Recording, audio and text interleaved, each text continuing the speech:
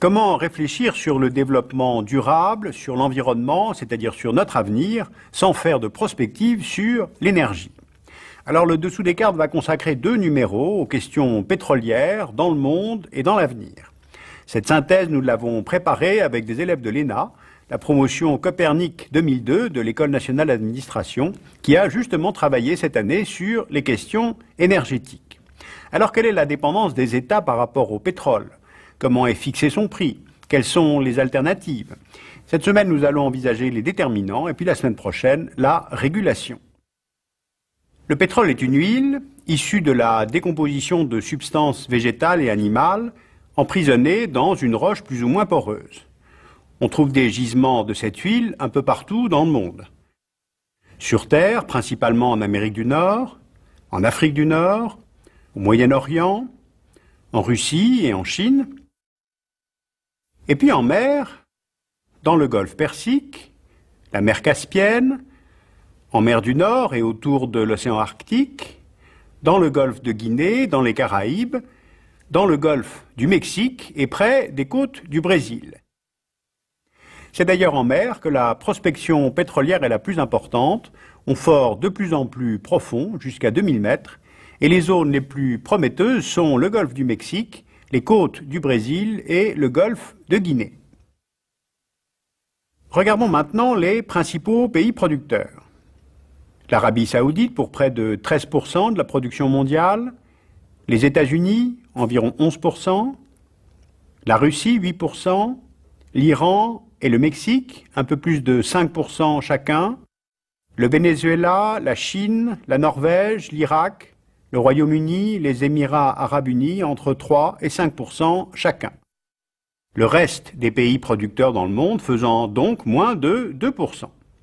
D'ailleurs, la carte nous montre bien que cette production est assez bien répartie de par le monde, mais si maintenant on se penche sur les réserves, on obtient une autre géographie. D'abord, il faut savoir que 66% des réserves mondiales sont au Moyen-Orient. Regardons dans le détail la carte de cette région, nos chiffres étant arrondis. 25% des réserves mondiales sont en Arabie saoudite, 11% en Irak, 9% aux Émirats, 9% au Koweït, 8,5% en Iran. Cette concentration des réserves de pétrole au Moyen-Orient va donner à cette région comme une haute priorité stratégique, car ces pays peuvent efficacement influer sur l'offre. On l'a vu lors des chocs pétroliers de 1973 et 1979, et l'on comprend mieux les mobiles de la guerre du Golfe en 1991 autour du Koweït. C'est-à-dire lorsqu'il y a eu intervention occidentale, ou plutôt arabo-occidentale, sous égide des Nations Unies, pour empêcher que les 9% des réserves de pétrole situées au Koweït ne passent sous contrôle de l'Irak, qui en détient déjà 11%. Mais ces réserves ne sont ni éternelles, ni stables. Elles bougent en fonction des explorations, de l'exploitation, des techniques de forage et de raffinage qui rentabilisent des pétroles plus lourds ou plus profonds. Et la question qu'on se pose régulièrement, c'est du pétrole, il y en a pour combien de temps? En principe, il n'y a pas de risque de pénurie avant 2030-2040, et il devrait même y avoir encore du pétrole, même lorsque nous n'en voudrons plus. Comme s'amusait à le dire l'ancien ministre du pétrole saoudien, Cheikh Yamani, l'âge de pierre n'a pas pris fin par manque de pierre. Bien, on a donc vu les réserves, la production. Quel est maintenant le lien entre l'offre et la demande? Entre 1950 et 1973, la consommation de pétrole a été multipliée par 6, puis par 1,25 entre 1973 et aujourd'hui. Et la consommation devrait rester soutenue les 30 prochaines années. Regardons justement un tableau du bilan énergétique mondial. On y voit que, en 1950, le charbon constitue 62% de l'énergie consommée, le pétrole 27%, le gaz 10%.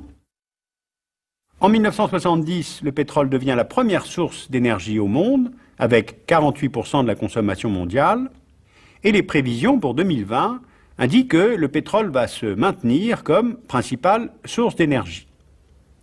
Alors, est-ce qu'on peut expliquer cette totale domination du pétrole comme source d'énergie? Regardons maintenant du côté des consommateurs. Les principaux pays consommateurs sont les pays de l'OCDE, avec en tête les États-Unis, les pays de l'Europe occidentale et le Japon. Le choc pétrolier de 1973 a provoqué une baisse de la consommation de pétrole pour ces pays, c'est-à-dire qu'on a moins besoin de pétrole pour les activités industrielles, tandis que le gaz et le nucléaire se sont substitués au pétrole pour la production d'électricité, notamment en France et au Japon. Alors aujourd'hui, on a deux chiffres intéressants à retenir. Dans les pays industrialisés, 5% du pétrole extrait annuellement est utilisé pour fabriquer de l'électricité, mais 54% est utilisé pour les transports. C'est donc bien dans les transports que réside la véritable dépendance énergétique par rapport au pétrole. Car en l'état actuel des techniques et de nos modes de vie, notamment la voiture individuelle, la consommation de pétrole n'est pas ou peu substituable. Et peu est fait pour promouvoir d'autres énergies ou d'autres modes de vie. Les autres pays consommateurs sont les pays en développement, notamment l'Inde, l'Asie du Sud-Est et surtout la Chine, qui pourrait consommer jusqu'à 20% du pétrole mondial d'ici 2030, contre 5% aujourd'hui. Alors la confirmation de cette tendance va donc dépendre du développement des transports et des choix politico-énergétiques qui en découlent. Regardons maintenant l'évolution des approvisionnements en pétrole. En 1973, le Moyen-Orient est le principal fournisseur des grands consommateurs que sont les États-Unis, l'Europe occidentale et le Japon. 30 ans plus tard, le flux Moyen-Orient-Asie s'est amplifié vers la Chine et l'Asie du Sud-Est, qui ont connu un important développement économique ces 2 dernières décennies. Le flux a légèrement diminué vers les États-Unis, qui s'approvisionnent plus en Afrique de l'Ouest et chez les voisins immédiats.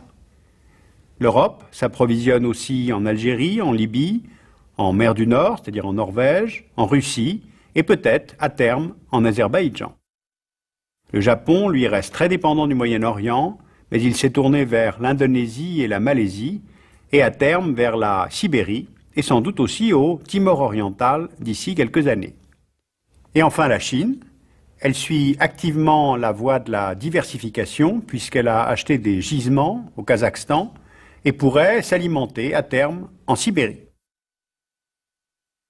Alors cette diversification pourrait être de courte durée.